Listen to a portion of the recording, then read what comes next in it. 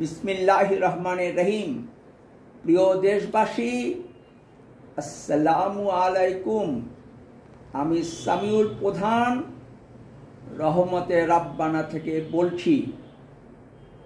2010 সালের তথ্য অনুযায়ী সমাজের সবচেয়ে নিচের 5% আয়ের চেয়ে সমাজের সবচেয়ে উপরের 5% আয় 30 গুণ বেশি ছিল। এখন তা বেড়ে 121 গুণ হয়েছে। এ আয় বৈষম্য কমাতে হলে ও সাম্য সমাজ বিনির্মাণ করতে চাইলে করের ভিত্তি সম্প্রসারণ করতে হবে। আয় গোপন, কর ফাঁকি ও নিম্ন হারে কর পরিশোধ করার প্রবণতা কমাতে হবে। কর অব্যাহতি, কর অবকাশ ও এক্সিলারেটেড ডিপ্রিসিয়েশন অ্যালাউন্স আয়কর আইনে সংযোজিত হবার কারণে অর্থনীতিতে কতটা গতিশীলতা এসেছে, শিল্পায়ন কতটা হয়েছে এবং এসব সুযোগ সুবিধা দেবার কারণে কর আহরণ কতটা কম হচ্ছে তা খতিয়ে দেখা দরকার।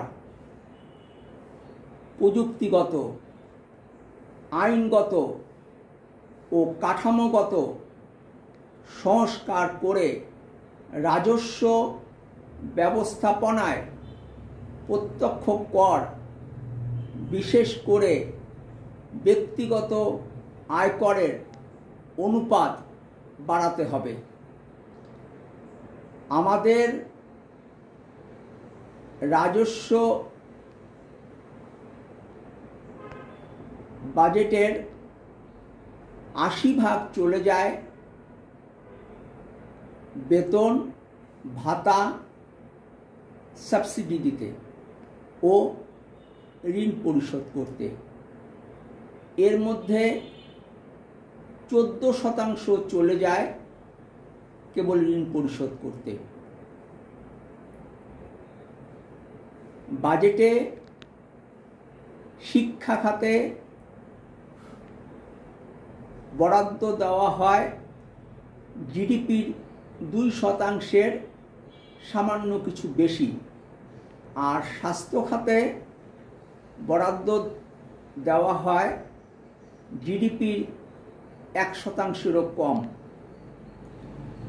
শিক্ষা, স্বাস্থ্য ও সামাজিক নিরাপদ আশ্রয় কর্মসূচিতে বরাদ্দ বাড়াতে হবে। ভাতাভোগীর সংখ্যা ও ভাতার পরিমাণ বাড়াতে হবে। গণতন্ত্র পুনরুদ্ধার করতে হবে। স্বচ্ছতা, রাজনৈতিক জবাবদিহিতা ও সুশাসন নিশ্চিত করতে হবে। অনৈতিক রাজনৈতিক সংযোগ ও দুর্নীতি দমন করতে হবে। এ কারণে নয় যে আমাদের উন্নয়ন সহযোগীরা বলছে, বরং এ কারণে যে দুর্নীতি খারাপ। ভালো থাকবেন ও রাজনীতির আড্ডাখানা রহমতে রাব্বানায় বেড়াতে আসবেন। ফি আমানিল্লাহ। আল্লাহ হাফেজ। বাংলাদেশ জিন্দাবাদ।